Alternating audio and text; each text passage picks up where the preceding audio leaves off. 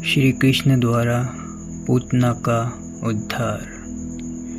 श्री शुकदेव जी ने कहा, परीक्षित, नंद बाबा जब मथुरा से चले तब मार्ग में उनके मन में तरह तरह की शंकाएं उठने लगी। वे तीव्र गति से छकड़ों को हाँकने लगे। मन ही मन उन्होंने भगवान श्रीहरि का स्मरण किया और उनसे रक्षा की गुहार की। उन दिनों पूतना नाम की एक भयानक राक्षसी कंस के कहने पर ब्रज में नवजात शिशुओं को ढूंढ ढूंढ कर मारती घूम रही थी।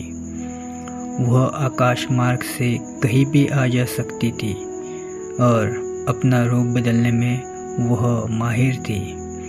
रूप बदलकर ही वह गांव-गांव घूमा करती थी। जब नंद बाबा मथुरा और गोकुल के मार्ग में ही थे, पूतना गोकुल पहुंच गई। उसने नंद बाबा के यहाँ पुत्र जन्मोत्सव की बात सुन ली थी। उसने एक अति सुंदर स्त्री का रूप धारण करके अपने स्तनों पर भयानक विष लगा लिया और चलती हुई नंद बाबा के घर में घुस गई।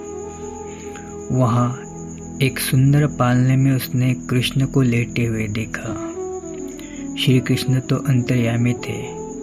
वे तत्काल पूतना के आने का उद्देश्य समझ गए, किंतु यशोदा और रोहिणी नहीं समझ सकी।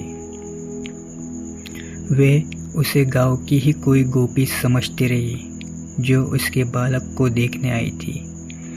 पूतना ने बड़े स्नेह से सोते हुए बालक कृष्ण को अपने गोद में उठा लिया और दुलार करने लगी। तभी उसने नज़र बचाकर अपना एक स्तन कृष्ण के मुख में दे दिया।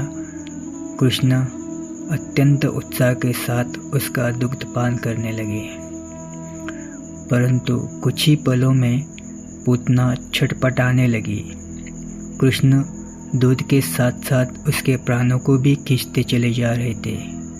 पूतना अब उसके मुख से अपना स्तन छुड़ाने का प्रयत्न करते हुए चीखने चिल्लाने लगी। रोहिणी और यशोदा घबराकर उसकी ओर दौड़ी, लेकिन अत्यधिक पीड़ा से व्याकुल होकर पूतना अपने असली राक्षसी रूप में आ गई। उसके विकराल रूप को देखकर यशोदा चीखने चिल्लाने लगी। तभी पूतना नीचे गिर पड़ी और कृष्ण उसकी विशाल छातियों के पास खेलने लगे। राजन, पूतना और उसके भयानक शरीर को देखकर सभी ग्वाल बालों की घिघी बंध गई। सभी डरकर इधर उधर भागने लगे। उसकी चीखी और चिल्लाहट से तो सभी के कान फटे जा रहे थे। उसी समय गोपिया और यशोदा ने देखा कि बालक कृष्ण तो उसकी छाती पर निर्भय होकर खेल रहा है। यशोदा ने शीघ्रता से आगे बढ़कर बालक को पूतना की छाती के ऊपर से उठा लिया। उस समय तक पूतना यमलोक सिधार चुकी थी। सभी ग्वाल बाल उसके चारों ओर एकत्र होकर हो हल्ला करने लगे थे। इधर भयभीत यशोदा और रोहिणी ने बालक कृष्ण को गोमूत्र और गंगाजल से स्नान कराया और उसके अंगों पर चंदन लेपन किया।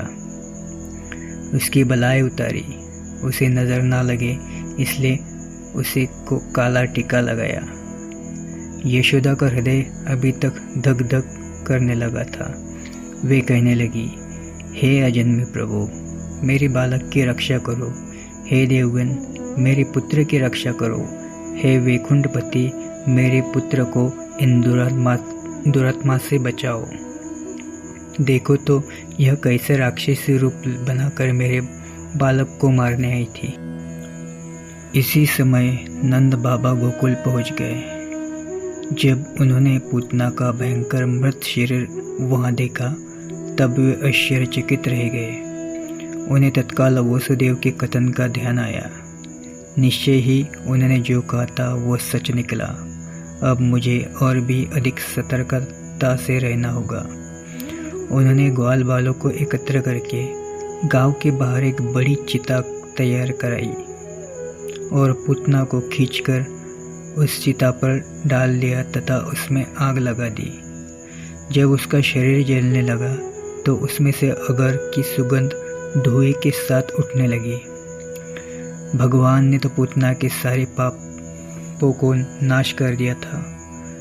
उन्होंने उसका दूध पिया था, इसलिए उसे माता के समान ही स्वर्गलोक प्राप्त हुआ। राजन, पूतना मोक्ष का यह वृत्तांत जो भी सुनता है उसका भगवान के प्रति प्रेम बढ़ जाता है।